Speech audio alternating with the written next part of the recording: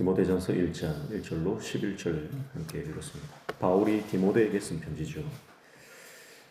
디모데는 루스드라 출신입니다. 헬라인 아버지와 유대인 어머니 사이에서 태어났습니다. 그의 외할머니는 로이스, 어머니는 유니게로 밝혀져 있죠. 어머니가 유대인이면 유대인입니다. 당시에 가정교육, 자녀교육 핵심적인 역할을 어머니가 담당했습니다. 그래서 아버지가 이방인이라도 어머니가 유대인이면 그 자녀도 유대인으로 인정받는 것입니다. 어머니로부터 신앙을 잘 물려받았죠. 그리고 디모데는 바울의 영적 아들이 또 바울의 둘도 없는 동역자, 또 제자로서 바울과 함께 한 20년 정도 같이 사역을 했습니다. 바울이 디모데전서를 쓸 때는 바울이 디모데를 에베소로 파견한 때 에베소 교회에 문제가 있었죠. 그래서 디모데를 파송해서 에베소 교회를 문제를 해결하고 잘 세워나가기 위해서 목회자로 파송했습니다. 그래서 나이가 많지 않지만 에베소 교회 목회자로서 사역을 감당하는 디모데에게 목회 서신을 보내는 것입니다.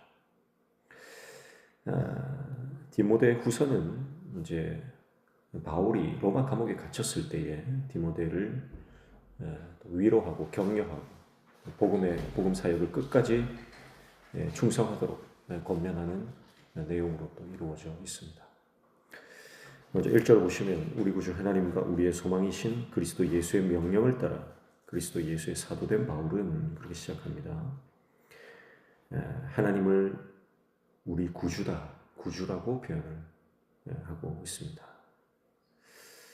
하나님이 구원 과정의 시작자이요 완성자다라고 하는 것이죠. 그리고 우리의 소망이신 그리스도 예수의 명령을 따라 그랬습니다. 그리스도가 그를 따르는 제자들의 유일한 소망입니다. 바울의 소망은 그리스도. 사도 바울이 하나님을 구주로 고백하고 예수님을 소망으로 고백하는 것은 이 고백이 디모데에게도 동일한 고백 되기를 원하는 것이죠. 목회할 때 모든 문제의 해결자는 오직 하나님이십니다. 사람의 능력으로, 사람의 힘으로 해결하는 것이 아니고요. 세상의 문제나 영혼의 문제, 모든 것이 그렇습니다. 하나님만이 해결자이십니다. 그리고 소망은 예수님께 있는 것입니다. 예수님께만 소망이 있는 거예요. 다른 데 소망을 두면 목회는 무너지는 것입니다. 예수님께만 소망을 두고 사람에게 소망을 두면 그 소망은 일시적인 것이죠. 무너지고 마는 것입니다. 그래서 예수의 사도된 바울이다 그렇게 표현하지 않습니까? 그래서 예수의 사도다. 그래서 오직 예수님의 종이다. 예수님의 부르심을 받았고 예수님의 보내심을 받았고 예수님을 위해서 사명을 감당하는 존재라고 하는 것을 강조합니다. 사실 사도 바울이 자신을 사도라고 표현을 잘 안 하지 않습니까? 그런데 디모데에게 내가 예수의 사도다라고 표현하는 것은 이 편지가 아무리 친한 사이에서 쓰여진 편지라 할지라도 이 편지는 굉장히 엄중한 내용을 담고 있다. 그것을 강조하기 위해서 자신을 사도라고 표현하고 있는 것으로 볼 수가 있겠습니다. 2절에 보시면 믿음 안에서 참 아들된 디모데에게 편지하노니 하나님 아버지와 그리스도 예수 우리 주께로부터 은혜와 긍휼과 평강이 내게 있을지어다. 믿음 안에서 참 아들이 되었다. 그렇게 말씀을 하고 있죠. 바울과 디모데를 연결해 준 것이 뭡니까? 그것은 믿음입니다. 그래서 이 믿음으로 연결된 관계는요, 어쩌면 혈연보다 더 강한 것. 믿음 안에서 하나가 되면 이 관계를 깨뜨릴 수가 없습니다. 교회도 그렇습니다. 교회가 믿음으로 하나 되어야 되는 것입니다. 혈연 중심의 교회가 있고 뭐 지연, 학연 뭐 이런 것으로 뭉쳐 있는 교회가 있을 수 있죠. 그러나 그 어떤 것으로 관계가 묶여져 있는 것보다 믿음으로 하나 되면 교회는 든든하게 서가는 줄로 믿습니다. 그래서 바울과 디모데는 이 믿음 안에서 하나가 되었고 서로 연결되어 있습니다. 하나님의 말씀, 같은 복음을 공유하고 있습니다. 그래서 디모데를 믿음 안에서 참 아들이다 그렇게 표현하는 것입니다. 그래서 바울은 결혼도 하지 않고 아들도 없지만 디모데 같은 믿음의 아들이 있기 때문에 얼마나 그 삶이 든든한 것입니까? 그리고 바울이 디모데를 아들로 표현하는 것은 이 편지를 시작하면서 우리의 관계가 정말 믿음 안에서 아버지와 아들과 같은 관계다라고 하는 것은 이 말씀을 아버지의 말씀으로 받아 순종할 것을 요구하는 것입니다. 아들은 아버지를 공경하고 아버지의 말씀에 순종할 의무가 있는 것이죠. 그래서 우리가 하나님을 아버지로 모시는 사람, 말씀을 아버지의 말씀으로 내가 인정하고 아버지 말씀에 대한 경외감이 있으면 순종으로 이어지는 것입니다. 이렇게 편지를 시작하죠. 그러면서 이제 3절부터 두 가지 크게 말한다고 볼 수가 있습니다. 첫 번째는 거짓 가르침을 금하라는 것입니다. 지금 에베소 교회 안에 거짓 가르침이 들어와서 교회를 어지럽히고 있습니다. 그래서 거짓 가르침을 금하도록 먼저 명령하고 있습니다. 참 복음은 하나님의 구원을 이루는 것입니다. 진정한 복음은 그 복음의 능력이 사람들을 구원에 이르게 하는 것입니다. 하나님의 경륜을 이루는 것입니다.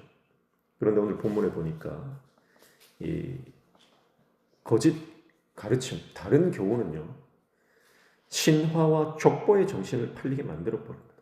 그래서 이 거짓 교훈으로 말미암아 이것이 사람들을 오히려 영혼을 파괴하고 사람들을 넘어뜨리는, 그리고 사람의 종이 되게 하는 것으로 사용된다라고 하는 것입니다.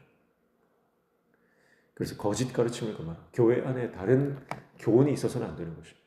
오직 복음입니다. 강단에서 오직 복음이 선포되어져야 되고, 강단에서 오직 하나님의 말씀이 선포될 때 영혼이 살아나고 교회가 하나 되는 줄로 믿습니다. 두 번째는 이 하나님의 말씀을 잘 사용하라고 말씀하고 있는 거죠.